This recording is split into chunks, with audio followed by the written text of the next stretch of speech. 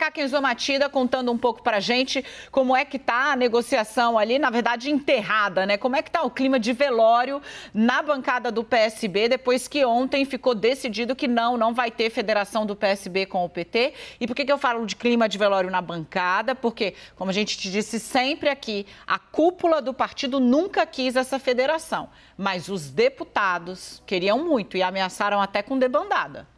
Exatamente, Dani. Uma boa tarde para você e a todos. Eu apurei ali com fontes do PSB que o principal entrave, de fato, para essa federação não andar entre PSB e o PT foram os entraves ali nos palanques estaduais. Além disso, também, essa fonte do PSB me explicou que os entraves ali foram questionados principalmente por conta de uma federação, e a gente sabe que a formação de uma federação prevê que os dois partidos devem caminhar juntos, inclusive nas eleições municipais. E aí o PSB diz que ia perder ali a autoridade, na verdade, pela hegemonia do PT em direcionar e dar alguns critérios ali nessas eleições municipais. E aí essa fonte me disse o seguinte, que vai sim ter uma saída de vários parlamentares ali do PSB, eles calculam entre 5 e 6, mas de que vai ganhar também um número representativo de parlamentares. Dani.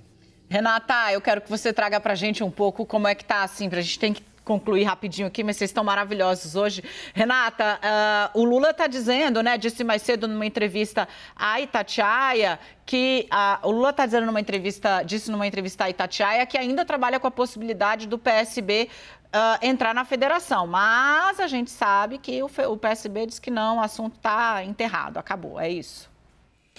Um clima que ontem já estava um pouco... já havia um ceticismo muito grande de se chegar a um acordo.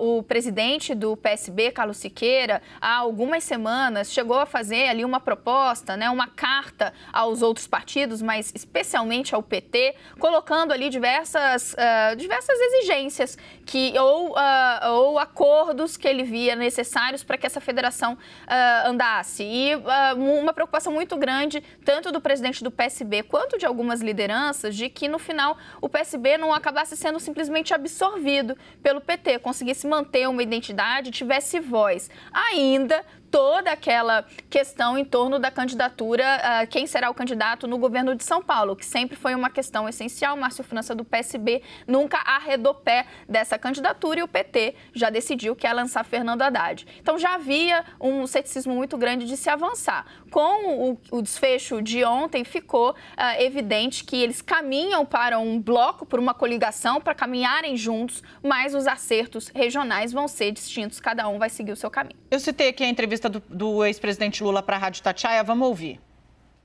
O fato do PT ter feito a federação com o PV, com o PCdoB, é uma coisa muito importante. Ou seja, eu ainda trabalho com a ideia que o PSB possa entrar nessa federação. Se não entrar nessa federação, nós vamos fazer uma coligação e vamos estar juntos na campanha de 2022.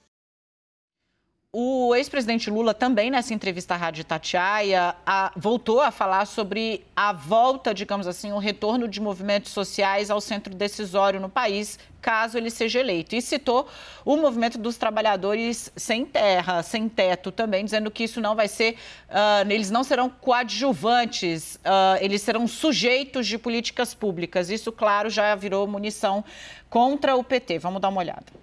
Nós vamos votar. E vamos mudar esse país. E vocês não serão apenas coadjuvantes, vocês serão sujeito da história, porque vão ter que ajudar a construir programa, vão ter que ajudar a conquistar e vão ter que ajudar a governar. Esse é o nosso lema. Deixa eu fazer uma correção. Essa foi uma fala feita por Lula, em especial para o MTST. Por que isso vira munição? Porque o PT, durante muito tempo, essa questão foi explorada pelos aliados, pelos adversários do PT, como, inclusive, na primeira eleição de Lula, Fernando Henrique Cardoso falava, olha, o sem terra, o sem teto, vai ter invasão, vai ser descontrolado. Bolsonaro, então, tem isso como uma pregação fiel, sempre feita. Inclusive, foi um discurso que alimentou muito muito o apoio dos produtores agropecuários para Bolsonaro, dizendo, olha, no meu governo vocês vão ter arma para defender a terra de invasão e toda a boa vontade do Estado em coibir movimentos sociais que podem reivindicar a ocupação de terras improdutivas. Então, quando fala disso, de sem teto, de sem terra, Lula reaviva esse estigma que, infelizmente, uma parte dos movimentos sociais do Brasil carrega. Eu trago aqui uma apuração para fechar, aqui falando de PT. O ex-prefeito Fernando Haddad, eu perguntei para ele, olha, o PSB não vai entrar na federação mesmo? Qual a possibilidade da gente ter dois candidatos de esquerda ou centro-esquerda, o senhor e Márcio França? Existe, essa é a possibilidade, e o PT, Haddad, já trabalha com esse cenário.